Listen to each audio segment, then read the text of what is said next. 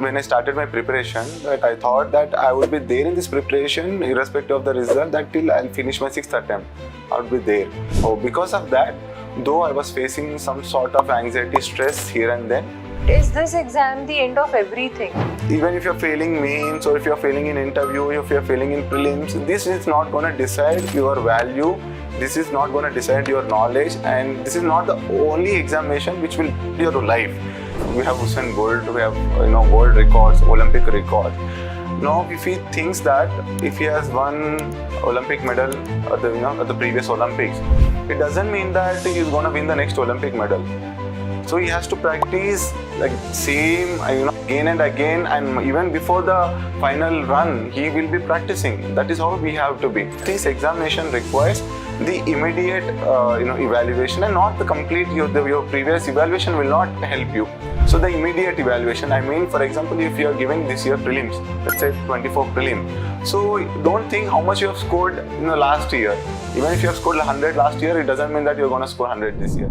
Hello everyone. So today we have with us Ramareddipeta Rajinikanth sir. He is from Telangana and he has achieved All India rank 587 in CSE 23. This was his last attempt, that is his 6th attempt, and for 5 attempts he was not able to clear. So sir, we would like to know that what is it that the audience still doesn't know about you, because this is a very formal introduction. Yes, thank you so much, ma'am, for inviting me to this session.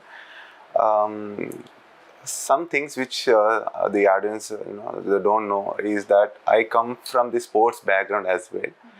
I competed at the state level as well as the university level, and I participated in athletics, cricket and table tennis.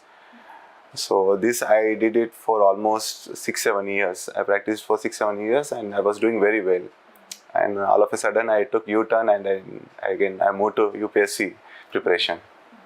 Okay, wow, that's very impressive, sir. And of course, we would also like to know why you chose UPSC. But before that, I would really like to ask that many aspirants often ask me that, ma'am, how we, as we go on with our attempts, 4th, 5th, 6th attempt, the pressure goes on increasing. So how was it for you, sir?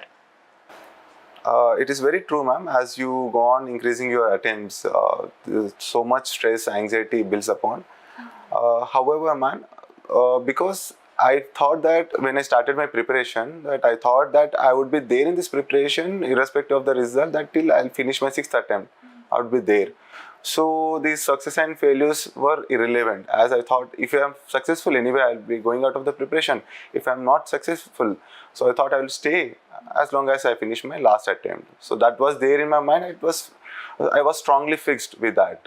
Oh, because of that, though I was facing some sort of anxiety, stress here and then, I could manage it. So we can say that you had a very clear objective about how many attempts you are going to give and how you are going to go about it. So I think that was helpful for you. Yes, ma'am. As soon as I started my preparation, I started with that strategy.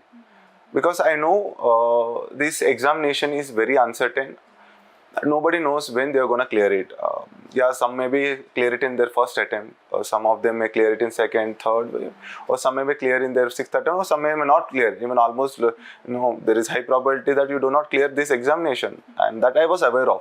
That means having proper awareness of this examination before you start the preparation is good step to control this stress and.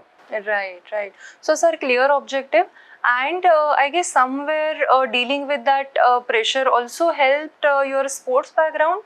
Yes, ma'am. And your background definitely will help you. And as I was coming from sports background, and in sports also we see so many failures, success, and again dedication. Everything, whatever was required for this examination was also required for sports as well. So in this way, I was able to manage both of them in a better way. Okay, so sir, can you give us some examples? What exactly helped you from sports to UPSC preparation? Ma'am, initially when I started my sports as well, I was not doing very well in the beginning. It took me time to understand the game, to learn, and you need a lot of hard work as well, and great discipline. And also, we have many examples in sports as well. Those who are who failed several times and even but however they were successful later on. So if you see even Indian cricket team, we were not successful for in many World Cups. However, but we finally won in 2011. We keep on that that team keep on being positive. They keep on increasing their energy, their strategies and all. Finally, they were successful. In my case also, ma'am, initially when I participated at the district level or the local level, initially I failed. But however, in the second, third or fourth attempt, finally I could beat in the village at the village level, at the mandal and at the district level, and finally I could reach up the state level. So that was very common. So this kind of success and failures during my sports journey, that happened again in my UPSC journey as well. So I could realize that initially I may fail, but someday if I could realize where I'm failing and why I'm failing, and if I could improve upon it and work upon it, I could be successful. And finally, in my 6th attempt, I was successful. Right. That's very great to hear, sir. It's very inspiring for many aspirants for now, that I'm sure. So, sir, you mentioned a little bit about discipline. So, was it very difficult to get into that discipline initially, like during your sports journey? Ma'am, after my sports journey also, I took 2 years of break. So, I missed that discipline and all once again. However, as I said, this examination is completely a different journey. And I was looking at the successful candidates, the seniors and my friends who are already into preparation, that this examination also requires a lot of discipline. Discipline, I mean, the time we wake up, the time we sleep, and the when we eat, when we how we study, how many hours we study, at the regular intervals you take break, and the number of marks you attempt. This all of them required a good discipline. So initially it took me some months to come back to that discipline. However, again, awareness of this examination and talking to seniors and the successful candidates will again bring back that kind of discipline. Right. And I guess in sports also we learn that how to be mindful. And here also in examination, many aspirants also have said, and we have seen that mindfulness is very important. So, sir, any example from sports how mindfulness is very important? Ma'am, if you take, I could recall the MS Dhoni's example from this T20 World Cup. I think 2007 World Cup, when we had a match with Pakistan, that score were tied. So there was this thing called ball out at the time. So what the teams used to, the keeper, there will be a keeper behind the stumps, and the ballers used to ball, and they used to hit the stumps, and the team which hit stumps more number of times will win. And here, ma'am, when we talk about mindfulness, Dhoni was aware that a bowler cannot hit the stumps, from that, with that stress and all. What he did, that he stood behind the stump so that the bowler could easily see the stumps as well as the wicket. When he see the wicket keeper, he could see the stumps clearly. So that way, consecutively, the bowlers were hitting the stumps, but the Pakistan could not see, what Dhoni was doing. They were not, because of stress and anxiety, they missed that strategy. So this kind of mindfulness is required when you sit for the examination as well.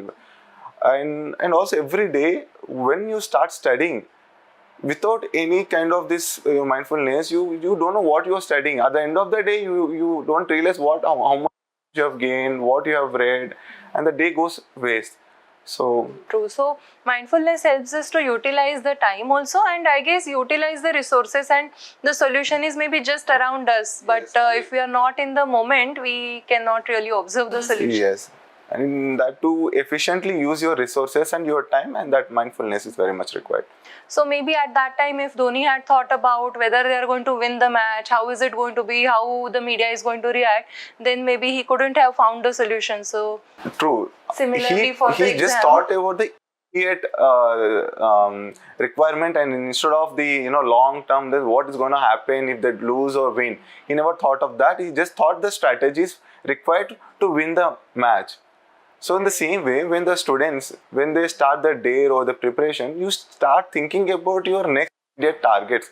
Instead of, before giving prelims, you just think about what you're gonna do in the interview room, or what you're gonna do after you become successful, or if you don't become successful. These things keep on running in your mind, and that affects the preparation actually.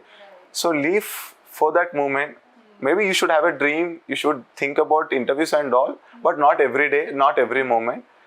So first think about immediate targets.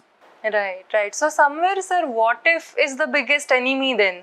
What if I exhaust all 6 attempts? What if, I become successful? What if I'm not made up for this? Because these are the questions which are there on aspirants' minds many of the times. So how to deal with this what if? My very good suggestion to aspirants who wanna start or who have started this preparation, that come with a backup plan. Always have a second plan. Why second plan? Because this exam is very uncertain. Even I am sitting today, I was not aware of this day. I never realized that I would be into the list. Though, yeah, we all aim for that. We were all aim for a good rank, but still nobody can guess or nobody can predict the result. So I had a backup plan that I'll get into academics, as I come from history background and I was passionate about teaching and all, and I always thought of mentoring or teaching students if I don't clear this examination. So because of this, again, I could reduce my stress. So I always had a second plan. You don't care about the second plan, you do some sort of work for that plan as well. Right. So, sir, some time ago, just you were mentioning about, students maybe suffer more when they imagine about the result. And you also had given me yesterday some beautiful example from Gita. So, would you like to elaborate on that? Yes, ma'am. Even in our ancient text also, especially the Bhagavad Gita, those who believe in Bhagavad Gita or any other text also, I think almost all religious texts talk about these kind of the principle that always focus on your work and not on the result. Because you focus on the result, two things will happen. One is you will not focus, your work will not be done properly. You won't see, you keep on imagining about the result, you spend less time on the work, so there will be less perfection on the work. Secondly, when you focus only on results and not on the work, if the result doesn't go well, you will feel depressed, and you won't be able to give another attempt also. So these two things will happen if you focus on your result. Instead of that, focus on your work. Even if you fail, if you keep on working on your if you look up, you focus on your work, you will be able to give another attempt, because where you have failed. You analyze your failures, but if you focus on your result, you will never analyze your failures or something. Very nice, sir. So, in our technical words of psychology, we say that it's better to focus on factors which are within our hand rather than focusing on things which are beyond your hands, because anyway, you cannot do anything about it. And mostly when we are under pressure, it happens that we suffer more in our imagination than what is the reality. So thank you so much for telling us that, sir. Coming back to sports, is it that in sports it is really taught that how to have the realistic goals? So if you could elaborate on that, sir. Yes, ma'am. Again, the sports taught me how to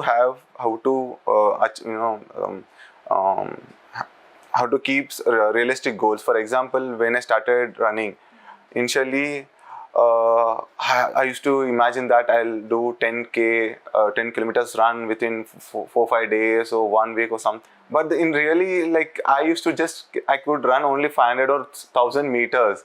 Then I realized this is not how you do it. First, if today I'm running 1,000 meters, let me do 1500 meters tomorrow. Instead of, having that 10 km or 20 km, long, that large goal, so imagination, I kept 1500 meters for the next day. Then after that 2000 meters, then keep on increasing, and that would very much realistic, and I was able to fulfill that goal. Right. If not fully, I was very close to that target. So this way, and again same time, when I started my preparation, initially we all feel that I will be able to complete Rajinikanth in a week or 10 days or 15 days. But because that was without proper knowledge, awareness of that book. But once you have that awareness, you understand that it will take time. So then I started, I'll read 1 chapter, 2 chapters a day. then I'll keep on increasing the pace. That's how I started having realistic goals. I fulfilled the goals. So when you fulfill the goals, you again create that positive vibes. But when you don't fulfill your target, when you don't reach your targets, again that will increase your stress. That will affect your positive energy. And sir, somewhere like if we keep a goal which is out of our reach, we will be never able to achieve it. So instead, if we keep shorter and smaller goals, then I think it will be easier for us to have that sense of achievement. Yes. To reduce their stress or anxiety, that always have short-term targets as well as long-term targets. So it's not just long. See, once generally happens, some people only have short-term targets. 1 day or 2 days. After that, again, they do not know what to do after that. Some people have long-term targets, like they'll think that I'll finish this much in 6 months, 3 months, and they do not know what to do every day. So these cannot happen. Both short-term and long-term goals should go together. So first, you make plan for a day, then for a week, then for a month, then for 6 months. You should have plans for both the short term as well as the long term. So when you keep finishing the short term, then you could be able to reach the long term goals. So that is the best way you handle. And when you have short term and long term goals, you're not worried about the day or for that month. So you won't be able to have any kind of stress. Even if you have, that stress will be for not fulfilling the targets or that. But however, again, realistic targets. When I say long-term realistic targets, for that you can take help of your seniors, your mentors. Better you consult teachers or faculties or your immediate seniors or anybody who have experience in this kind of preparation. So sir, you also mentioned a little bit about positive attitude. So were there any other things that you did to maintain that motivation and to have that positive attitude? I think especially for this examination, you need to have very good attitude. That is right attitude when we talk about. What I mean by right attitude is that when, especially this examination, people come from different backgrounds. Some may be toppers, gold medalists from IITs, NITs or central universities. Some may be very average students, and some may be below average students also in their school or in their college days. However, ma'am, when you come to this examination, everybody should feel that they do not know much about this examination. They have to start from the scratch. They have to learn a lot, and this is, I call, the right attitude, irrespective of your background. Even if you do not know, don't think that you won't be able to crack. No, you can be able to crack. Even if you know everything, you may not be able to crack here. So that can happen. Anything can happen here. So the right attitude is that you start unlearn yourself, then start again learning, relearn, and this process will continue. Never stop reading or learning. So for example, if you see, I've seen IIT students failing in the CSAT examination. At the same time, I've seen arts students clearing CSAT, because this year CSAT was very difficult, very, very tough. So people thought that some people thought that people from maths background or the science background can have advantage. That is false, because I come from the arts background, especially the history, and not even commerce background. So even with the history background, I was able to clear CSAT with a decent margin. So because of the right attitude, I would say, because I always worked upon my weaknesses, I keep on improving myself. I never thought that, though I cleared 21, 22 CSAT also, I never developed any kind of attitude that, okay, even without reading, I can go for the examination. I used to practice CSAT for almost 6 months of that year. I used to start 6 months before the examination. Because I was, I know that I have to learn, this CSAT is going to be tough. I have to learn, and this kind of attitude. At the same time, one more aspect of right attitude is that you need to start discussing, talking to people. Even some people say that they are introverts, some people say extroverts. Irrespective of that, you cannot clear this examination in isolation. Right. So, sir, just before we go on to the next point, for the initial point only, I would like to talk a little bit more, because many aspirants come and they are somewhere comparing their own performance with their past performance. That, I was a topper, I always achieved a lot, and now I'm not able to even remember single fact, or now I'm not able to crack or solve any MCQs. So that really bothers him. So from what you are saying, I understand, and it will be very helpful for the aspirants also, that don't get into the track of comparison of your own performance or your own background, the attitude of relearning, unlearning, and that's how it will be good attitude, that we can say.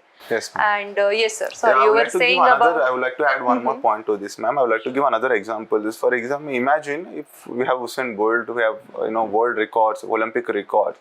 Now, if he thinks that if he has won Olympic medal at the previous Olympics, it doesn't mean that he's going to win the next Olympic medal. So he has to practice like same, again and again, and even before the final run, he will be practicing. That is how we have to be. That is called the right attitude. You should not think that you just cannot sit like others are practicing. You cannot just imagine that I won at the previous Olympics. No, even without practice, I'll just go and run. I'll be winning. No, that cannot happen. That is the same case with UPSC also. Those who have got into the services also, they have the next attempt. So that shows that this examination requires the immediate evaluation, and not the complete. Your previous evaluation will not help you. So the immediate evaluation, I mean, for example, if you are giving this year prelims, let's say 24 prelim, so don't think how much you have scored in the last year. Even if you have scored 100 last year, it doesn't mean that you're going to score 100 this year. So what you have scored 1 month, 2 months before this examination will be the proper parameter to test yourself, to evaluate yourself. Thank you very much, sir, that these are all very good points. And you were talking also about how this examination is not possible in isolation. So, sir, please, if you could elaborate on that. Yes. As we all know, this examination requires, you have to clear 3 stages, the prelims, mains, and the interview stage. At every stage is a different one, and it requires different strategies. However, there is one thing which is required throughout these 3 stages is that peer group. As we know, this examination requires a lot of understanding, awareness. See, without understanding, it is not about reading, how much you read, how many hours you spend, but you should be in the right direction. So, to go in the right direction, better you follow your seniors, those who have been successful, or those who have cleared at least 1 or 2 stages, and that would save your energy, and that will help you to go in the right direction at the immediate level. So for that reason, always have a good 3 or 4 friends or seniors or any teacher or any mentor, and always listen to them, and don't take your own decisions, because generally that have these tendencies there among the toppers or gold medalists, or those who have been successful in other examinations, and those who come to this examination after clearing other examinations. So don't think that way. This examination is a very different thing. So consult your teachers, consult your seniors before you study something. Before you choose any test series, any coaching institute, or anything in this preparation requires some sort of guidance. Right. So, sir, some aspirants ask me that, we come from some hometown, we come to Delhi, and we get into a bad company, right? And then it becomes very difficult to get out of that circle, because that's the support you have. And they at times have some habits which are not helpful for the preparation. So, how to distance ourselves from that kind of environment? So if you want to get distance from that kind of environment, first of all, you need to train your mind. Now you need to have a very strong mind, and that I said right attitude. First develop the right attitude, that you have to be with a good group. Once you have that strong the principle in your mind, then only you will be able to do that, you could able to implement that policy. So firstly, unless until you know more about the person, do not spend much time with them. So first know about the person, whether they have been successful or not. Secondly, how much know about the habits of the other person. If the other person is not do not have good habits, so better stay away from him or her. And thirdly, if you do not have anybody, go and talk to people in your library or in your flat, or the common places where you go. Don't be introvert. Even if you're introvert, go and talk to the people. At least after knowing them, just go and talk to them. Definitely they'll come and will help you. So but nobody gonna come to you and help you out you for this. So first you should take initiative. Start taking initiative. Initially you may have that inertia, but slowly it will go, and that is the quality of an officer. Now you're going to be an officer. You're no more. You're going to be a different person here. So whatever the person you may be before this preparation, you're gonna become a different person. You have to be a different person, and you need to develop the officer-like qualities to express your thoughts clearly. You need to have very good habits. You need to have strong and positive attitude. And without this, see, this examination is not just about the knowledge test. This is gonna test all these qualities. If you miss one or the other quality, you are gonna go out of this examination. And from my personal experience, I have seen a lot of successful candidates, my own friends who have been successful, and most of them have this kind of attitude, this kind of officer-like qualities. They will be able to communicate well.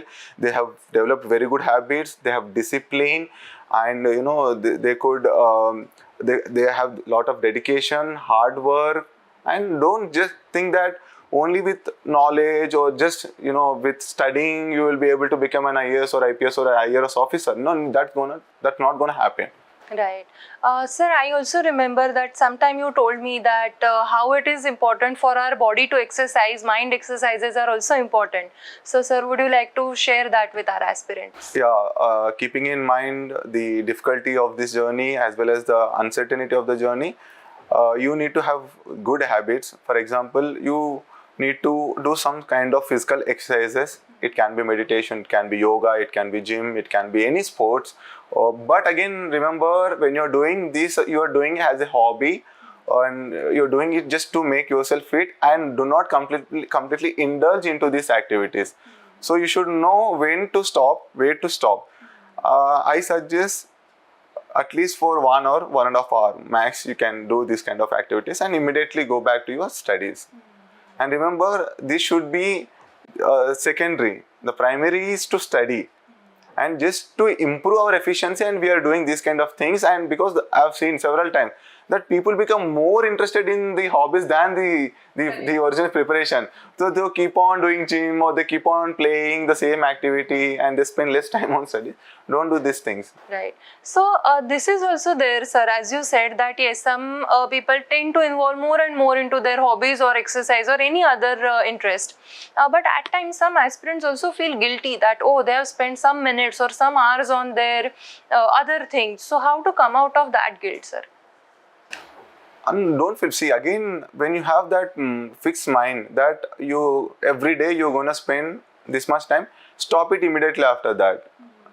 No, yeah, and this can be applied to your studies as well. I mean, that would be very good if you can stop after studying for 3 or 4 hours. Again, fix your time, studying, study hours also. So just don't go with the free flow that you start studying and you don't know where to stop. At some point, stop studying, come out of the studies, go out, have some tea, coffee, or whatever the refreshments you have arranged for yourself, and then again come back. So fixed hours, fixed timing, not just for your hobbies but also for your studies, will definitely help you to reduce your stress and manage anxiety. Right. And I guess that's how the physical health and mental health both will be balanced. So sir, coming back to this fact that this sounds all good and fine for like 1 attempt, 2 attempts, 3 attempts, but you did it consistently for 5 to 6 attempts. So were there any other hobbies or anything else that helped you during this journey?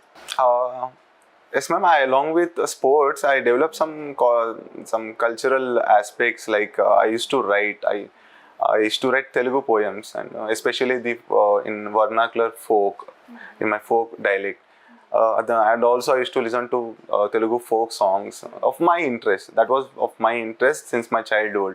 So whenever I used to feel stress, I immediately I used to open YouTube and start listening to music. And once again, I don't know, when I listen to music, I feel like writing. So I stopped and I start writing. That how like you come out of that stress, anxiety, and you can become, you feel refreshed. You have you develop that positive attitude, and again, and after certain time, maybe half an hour, 1 hour, I'll feel better. Then I'll come back to studies. That is how I used to do. So we were talking about any other thing or any other examples that kept you motivating, sir. Yes, ma'am. We do learn from our surroundings and from our observations. Ma'am, from my observations, I could see that especially people who are into sports and some people who are involved in politics, now they are also facing a lot of difficulties. For example, if a person who is contesting for MLA or MP, has to wait for another 5 years if he has failed in the elections. But when I compare to them, we have this examination every year. So I used to feel positive when I see that kind of example. So you compare yourself with others, like maybe for some reasons, sometimes you may compare that there are people who are working more harder than you, right? Then why should you feel that you are the only person really working, really going through these kind of difficulties? Every family, every person, whether irrespective of their background, richness, poor, whatever, everybody has their own kind of difficulties.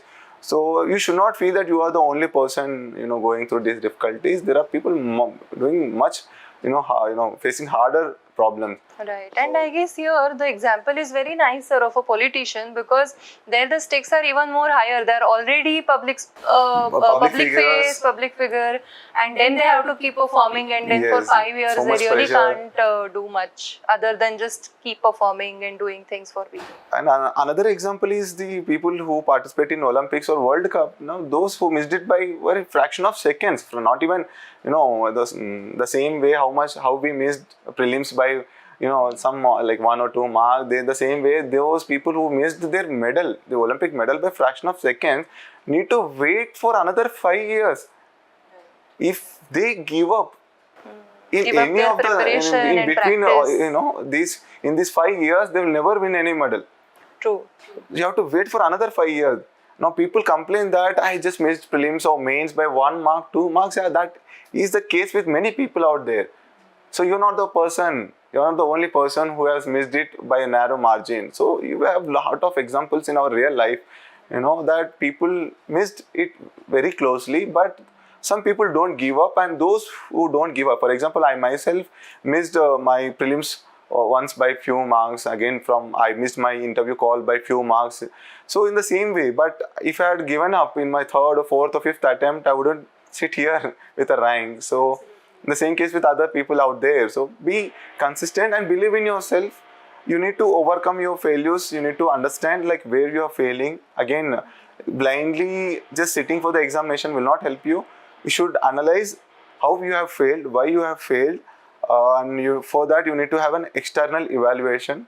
You don't get evaluated yourself, but many times you tend to emotionally carried away. So you should have an external mentor, evaluator, get evaluated from them, and rectify your mistakes. Yeah. So, sir, sometimes some aspirants feel the fear also of getting evaluated, because that evaluation means some kind of a feedback about their preparation. So how should they look at that feedback? 3 important aspects of this preparation, is that first you have to gain knowledge. You have to revise that knowledge. Then you go and attempt the mock.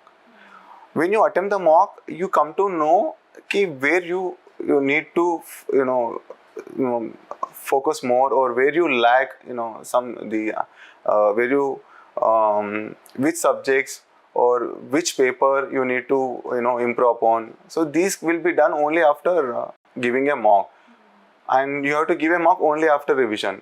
This is another aspect. And when you give a mock, it is important that that mock is evaluated by the others, and they will tell you. See, what happens is that when you give a mock, you will feel that you have done well, or you say that this paper is tough. You will complain. Again, you always have complaints. You will never say that you need to learn more, or you lack understanding in some subjects. You always complain that no, this mock is tough. Maybe in some other mock I'll do well. No, don't do this. When you are giving a mock, treat as a real mock, and get evaluated by the others, they will tell you ki, okay, your polity score or your other subject score is less, okay, you should focus upon that. So this way you will you can improve. So what I can see is, as long as studies this feedback through mocks or any other way, that is also equally important. Because in the exam, after all, you are going to perform, and performance is related to mock and not only studies, how much you have studied. Right. So thank you, sir, that you have elaborated very nicely how to manage stress, and you have elaborated many ways to deal with the kind of anxiety, the kind of fears, the kind of difficulties that we face. So discipline, having clear objective, clear goals, realistic goals, right? Focusing on the factors or things that are in your hands were some of the things that you mentioned. And of course, the hobbies and the good company, that also really helps us to keep going. So, sir, anything else that you would recommend aspirants to deal with the stress? Yes, ma'am. I can suggest one more thing. Also, sir, some days ago you were mentioning that how aspirants should not look at this exam as equal to them. And this is a very common error. So, how should they look at it? Is this exam the end of everything, according to you? I think that's a very good question, ma'am. That those who have cleared or those who have not cleared, there's not a big difference. And those who are not clearing this examination, don't feel that you are not fit for any other type of job or any type of you don't feel that you won't be successful in other areas. That is not the case. Those who have successful in this examination are not successful outside as well. They won't be able to fulfill their duties in their services. And those who have not successful in this examination have become very successful in other areas. So, and this examination is more about uncertainty also. And there are certain factors, we discussed that there are certain factors which are not in your hands. For example, you can just see the CSAT. Even after a lot of preparation, some people have failed because of some stress management at the examination day, or some maybe beyond of their thinking. So even if you're failing mains, or if you're failing in interview, if you're failing in prelims, this is not going to decide your value. This is not going to decide your knowledge, and this is not the only examination which will build your life. So just treat this as an examination. However, give 100%, give your best, be in the right direction. Again, these are very important. So there are certain things which are the reasons for failing. These are not to be in the right direction, not taking guidance. So these are always there. Focus on these factors which you can do it. And other factors, don't think about the evaluation parameters of the UPSC, how they are going to set the question paper. Like, these are not in your hands. Okay, focus on things which are in your hands, and the rest you leave, and don't decide your character, your value with this process. It's very good to hear from you, sir, because when you give repeated attempts, it becomes very natural to think that, okay, what is my worth, and I am equal to this exam. So it's very good to hear from you, and thank you for all the things that you have shared with our audience today. And we really hope that you get a very nice, your desired service, and we wish you very good luck for your journey. Before we conclude, sir, we would really like to hear one of your poems. Surely. These I have written a few months back. This is mostly in Sanskritized Telugu. Though I like folk dialect. Sometimes I try to write in Sanskritized Telugu, which is that the normal textbook language. Here it goes. Sara meragani darani santana mela kattubatta intaleni chuttambu ela gaganana megambu leni udakambu ela goranta shrama erugani srimantudela. The meaning is that if the land is not fertile, how can you grow crops? And if a family do not have good income, you cannot expect relatives or friends to their houses. And if you do not have clouds in the sky, you cannot expect rains. At the same time, if you do not work hard, how can you expect good results? And this is the poem I have written. Right, right. Very relevant to today's topic also, sir, and very relevant to the UPSC field as well. Yes, this will really help the aspirants, and there are many videos and many aspirants talking about their UPSC strategy, but not many people really mention about the stress management or anxiety management, and that you have done today, sir. So thank you so much again, thank you so much for all the points that you have discussed, and thank you for bringing in this positive attitude with you to our video today.